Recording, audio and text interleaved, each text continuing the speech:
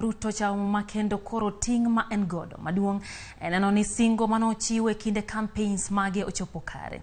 Achiel kuom ting ma Ruto ni godo en chiro chumi kendo reso oganda jo Kenya e pek mar ngima. Cleophas Oluoch ntiere kod ler mar wachno. Mana kaka notimo e kinde campaign mare, jatend piny William Ruto nomedo keto kenge mopogore opogore matende dwa chako timo kaluwore kod singo mage. Bang' chamo muma kawuono kaka jatend piny Kenya manyien, William Ruto nitiere gi ting mar bero ngima jo Kenya.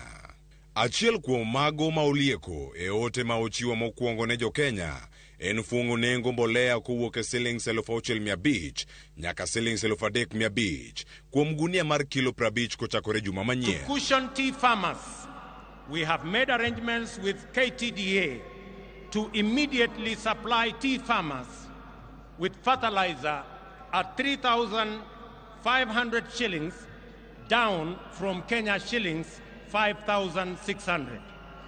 This is our initial intervention.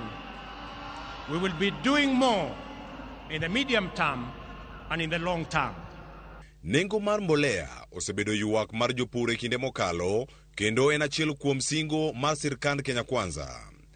Ka wach mbolea en mana achiel kuom wich bar ma Ruto nigo, ting mare en mar neno ni nengo ngima mar jo Kenya odok piny. To jolony nigi paro mane? Nengo fertilizer kodok piny tiende ni kane cost of production kata omenda mitiyogo e puodho mondo mi ilos kata odo magunda ariyo. Kani itiyo gi shilling 10,000 to koro garambi odok piny nikech kar tiyo gi 6,000 e bag achiel mar fertilizer titiyo gi 2,500. Tiende ni kama ne idhi itiye gi bags 10 koro bags 5 tiyoni eyo kata bags 4 tiyoni maber. William Ruto ne omedo yuago ngima ma jochulo osuru osekalo e thuolo mar dweche 4 mokalo. Nengo mar modhi dhi bedo achiel kuom singo mane sirkand Kenya Kwanza ochiwo. Omenda magayo nengo mag modhi e pachoka koro nego gol e dwe mar 10. Gol omenda makamano nyalo timo piny Kenya nade? So wanyalo ng'eyo ni to taxes wa mwakete mafuta man malo madhi atamalo mahao 50 donge nyalo gol moko achiel kuom gi kaeto bech mafuta dok piny. Achiel kuom gi minya gol en kaka VAT ma 8% kigolo te dhi duoko bei piny. To mago gin gik ma ginyalo ng'iyo ni to mane manyalo tiyo maber. Duoko taxes piny en yo mayot mar konyo uchumi kadhi mbele. Nikech subsidy ok inya keto pile. Inyama kete kinde matin kato ka weche matek osebedo mayot to igole. Oro ker nigi decision to make ni to kochopo dwe mar 10 omed chwale. Medo chwale tiende ni nitiere chik ma bende nyaka wuoge bunge ma miyo mano bedo mayot. Kech omenda go kigolo nyaka igol gi mane budget. Jatend piny Kenya William Ruto chako tich ka ong'eyo ni piny Kenya nigi gope mathoth ma piny owacho poko chulo ne joma ne otimo tije mopogore opogore.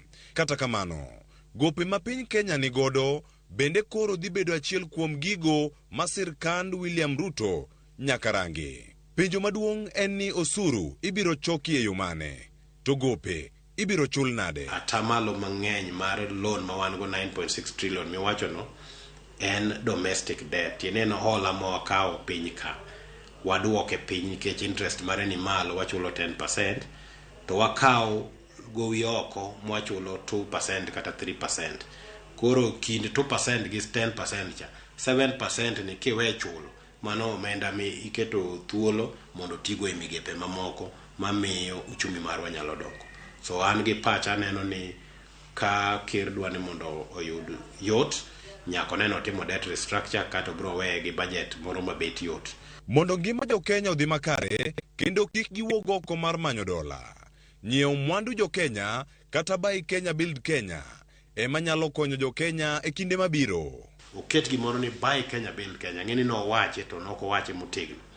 Pesa wa madhi oko kwa manyo dola nikech wadhi ng'iewo gik moko oko mano wachalo joma riembo tich kadhi oko. Agenda mar President Ruto no wacho ne odwa ni mondo tij obed pachoka.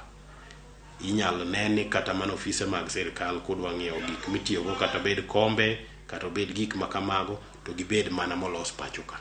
Sani koro wenge jo Kenya nitiere sirkal manyien mar neno ni lek magi ochopo kare.